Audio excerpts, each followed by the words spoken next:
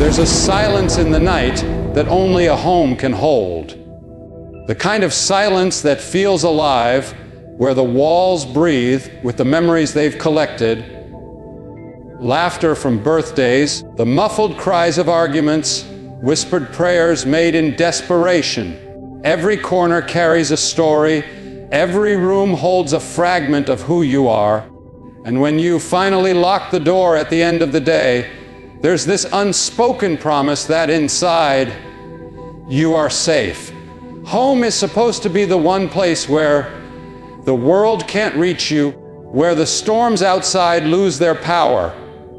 But what happens when the very people you invite in, those you open your doors to, carry with them shadows that strip away that peace? What happens when the sanctuary you trust begins to feel haunted, not by ghosts, but by the living? A home is never just wood and stone, never just bricks and mortar stacked into walls. It's a sanctuary where tired souls lay down their burdens, where families breathe in safety and exhale in trust. It is where we should be able to laugh without fear, cry without judgment, and dream without interruption. At least that's what it's meant to be.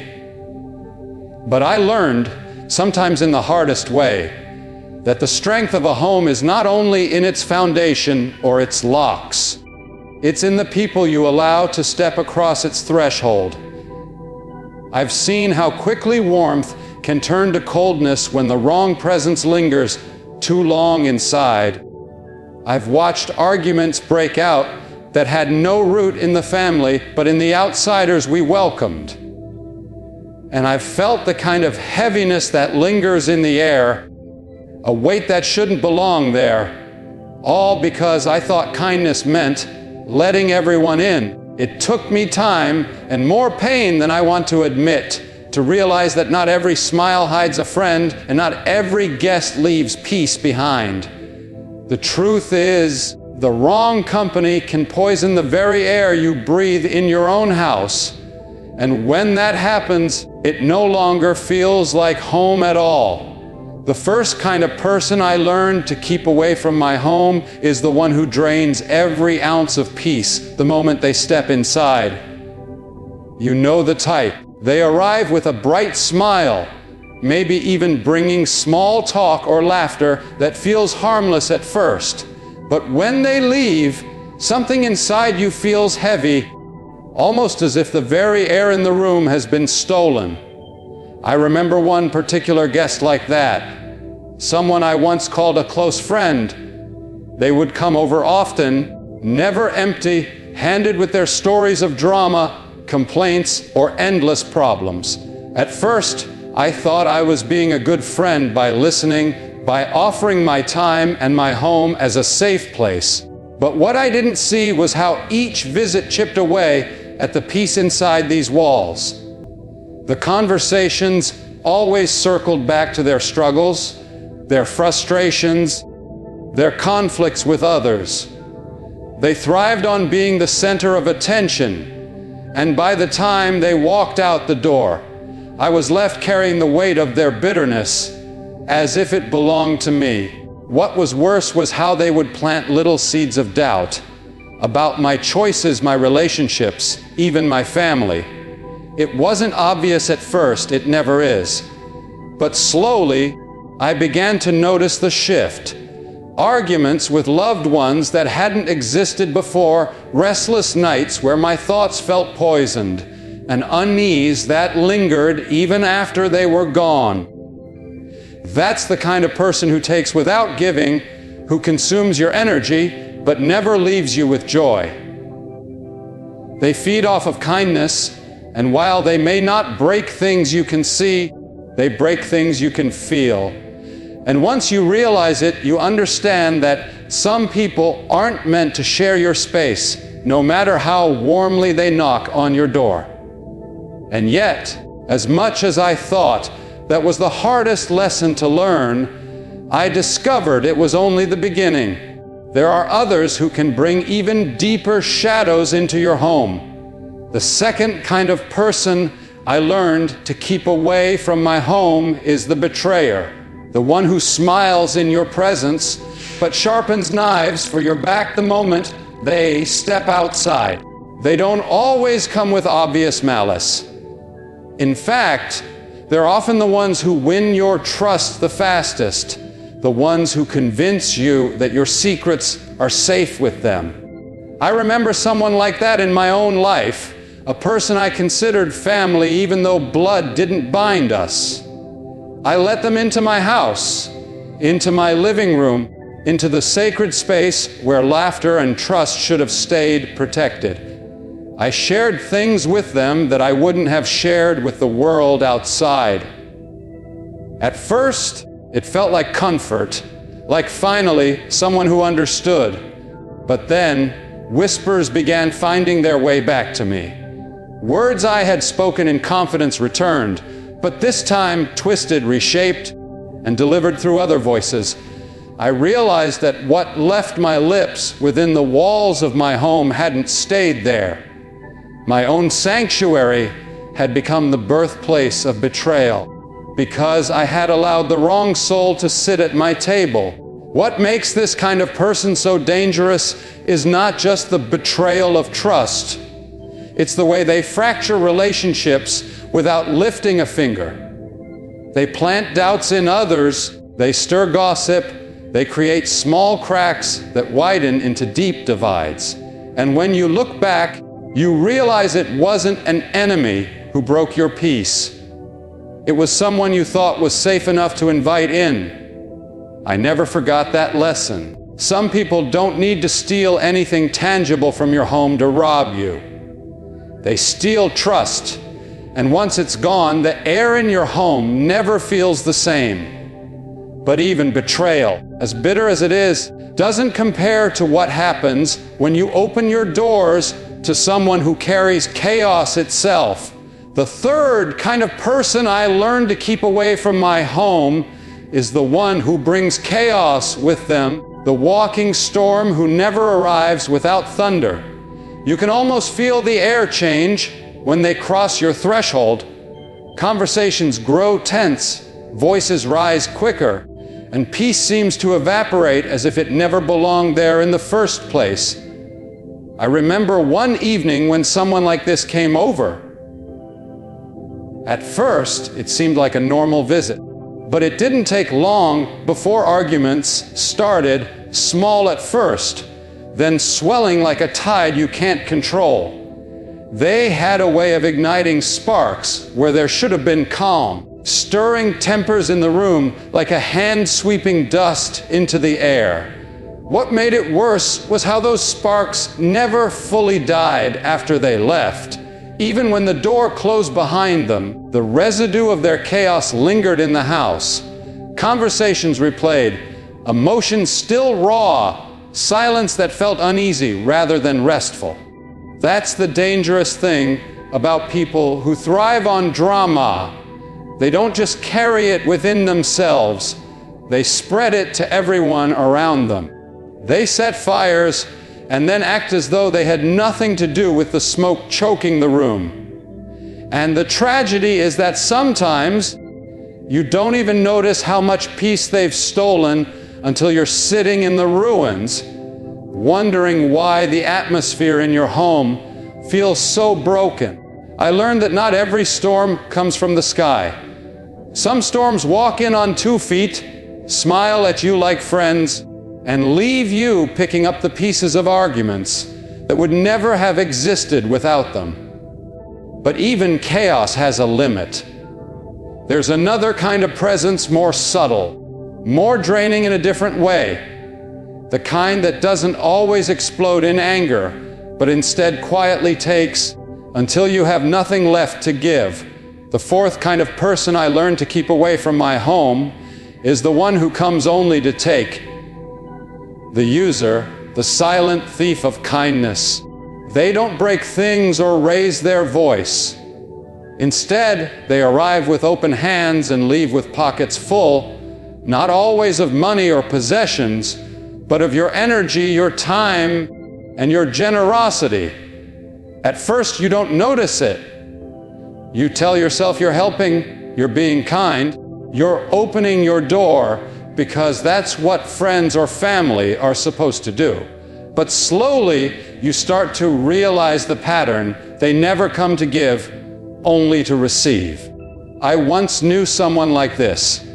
Each visit began with a request, a favor, a meal, a small loan, or even just a listening ear for the same problems they never tried to fix. And every time I offered, thinking maybe this time it would make a difference. But it never did. Instead, it left me drained, frustrated, and quietly resentful in my own home. My living room stopped feeling like a place of rest and started feeling like a marketplace where transactions of need replaced genuine connection. What hurt most wasn't the things they took, it was the realization that I mattered only for what I could provide. My home, which should have been a place of comfort, became a stage for their endless hunger. And no matter how much I gave, it was never enough. That's when I understood something hard, but necessary. Generosity without boundaries is not kindness. It's surrender. And when you surrender your peace to someone who only takes, your home slowly ceases to feel like yours at all. But as much as users can drain in chaos, makers can destroy, there's still one kind of person more dangerous than them all, the one whose very presence carries darkness, leaving behind scars you cannot see but can never forget. The fifth kind of person I learned to keep away from my home is the one who carries darkness with them. Unlike the talkers who drain you, the betrayers who wound trust, the chaos bringers who ignite conflict, or the users who take without giving, this person is different. Their very presence shifts the atmosphere like a shadow crossing over sunlight. You don't always see it at first. It might come cloaked in charm, in laughter, even in the illusion of friendship. But over time, the weight of who they are reveals itself. I remember one visitor like that. Someone whose life was tangled in addictions and destructive choices. Every time they entered, it felt as if a heaviness followed them, seeping into the walls, clinging to the air. Conversations with them carried a sharpness, a darkness that seemed to linger long after they were gone. Arguments would break out in my house that had nothing to do with my family. Restless nights became more common, as if the residue of their spirit refused to leave even when they did. It was as though the peace of my home had been stained by their presence. These are the people who don't just disturb your house for a moment. They scar it. They can unravel families, twist relationships, and leave behind wounds that take years to heal. Their shadows don't just sit in a room. They spread through it, turning safe spaces into battlefields. Letting them inside is like opening the door to something far darker than just human flaws. It's opening the door to destruction. And the hardest part, sometimes you let them in because you love them. Sometimes it's family. Sometimes it's someone you feel responsible for. But the truth I had to learn, the truth that broke me before it saved me, is that love does not mean allowing someone to poison your sanctuary. A home must remain a place of safety, and if protecting that means closing the door to darkness, then closing it is an act of love for yourself and for everyone who lives within those walls. Looking back, I realized something I didn't understand when I first began letting people in so freely. A home is more than a physical shelter. It is the soul's sanctuary, the one place where our deepest selves are supposed to be safe. The walls don't just hold up a roof. They hold up our memories, our trust, our very sense of peace. And yet, I had treated my home as though it were indestructible, as though anyone who walked through its door could never harm what was sacred inside. I thought I was being kind. I thought I was being open-hearted. But what I was really doing was giving away my sanctuary piece by piece, until I barely recognized it as my own. The truth I came to see is that guarding your home isn't about cruelty or shutting people out. It's about wisdom. It's about recognizing that not everyone deserves access to your most sacred space. Just as we lock our doors against thieves, we must guard our hearts and our homes against those who carry theft of another kind. The theft of peace, trust, safety, and rest. And when I finally understood this, it changed me. It taught me that boundaries are not walls built out of fear, but gates built out of love. Love for your family, love for your own soul, and even love for those you choose not to let in. Because enabling their chaos, their betrayal, their darkness only harms them more in the end. Protecting my home was not an act of rejection. It was an act of preservation, the courage to keep sacred what was never meant to be trampled on. That realization became a turning point, and it's one I believe everyone eventually comes to face. Will you protect your peace, or will you hand it over to those who never valued it to begin with? Looking back, I realized something I didn't understand when I first began letting people in so freely. A home is more than a physical shelter. It is the soul's sanctuary, the one place where our deepest selves are supposed to be safe. The walls don't just hold up a roof, they hold up our memories, our trust, our very sense of peace. And yet, I had treated my home as though it were indestructible, as though anyone who walked through its door could never harm what was sacred inside. I thought I was being kind. I thought I was being open-hearted. But what I was really doing was giving away my sanctuary piece by piece, until I barely recognized it as my own. The truth I came to see is that guarding your home isn't about cruelty or shutting people out. It's about wisdom. It's about recognizing that not everyone deserves access to your most sacred space. Just as we lock our doors against thieves, we must guard our hearts and our homes against those who carry theft of another kind, the theft of peace, trust, safety, and rest. And when I finally understood this, it changed me. It taught me that boundaries are not walls built out of fear, but gates built out of love. Love for your family, love for your own soul, and even love for those you choose not to let in. Because enabling their chaos, their betrayal, their darkness only harms them more in the end. Protecting my home was not an act of rejection. It was an act of preservation, the courage to keep sacred what was never meant to be trampled on. That realization became a turning point, and it's one I believe everyone eventually comes to face. Will you protect your peace, or will you hand it over to those who never valued it to begin with? In the end, I came to see that home is not just where you live, it's where your soul rests.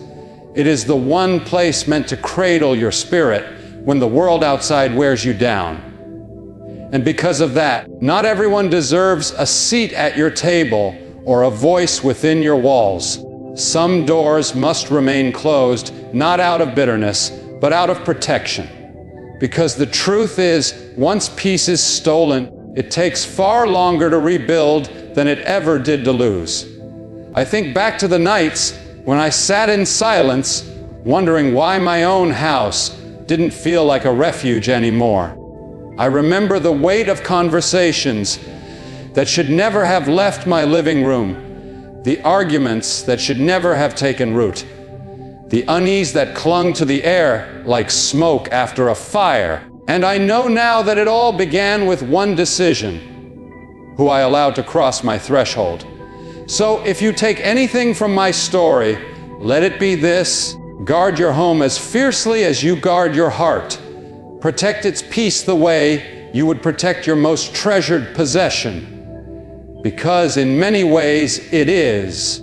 Home is where your life is most vulnerable, where love is nurtured, where dreams are born, and where trust either lives or dies. Don't allow shadows to creep in under the disguise of friendship, loyalty, or even obligation. Picture it like this in the dark of night, a lamp glowing softly in the window. That light is your home, your sanctuary, your safe place. But light can only keep shining if you protect it from the winds that seek to snuff it out. And once you understand that, you realize something powerful. Sometimes the most loving thing you can do is to close the door.